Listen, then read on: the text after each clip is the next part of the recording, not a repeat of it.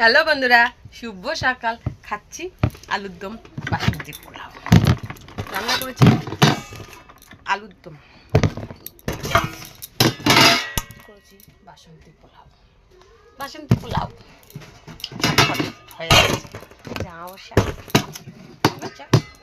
তার জন্য আবার কে সবজি করো, এই করো, ডাল করো, তোর ঝটপট হয়ে গেল। খেয়ে দিয়ে আমি কাজে যাচ্ছে।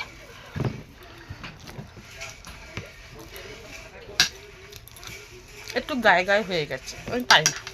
যেসব আমি পারি না আমি ওইসব বলি না যে আমি পারি না। আমি ভাত তরকারি মাছ কোনো রকম খাওয়ার মতন করতে পারি।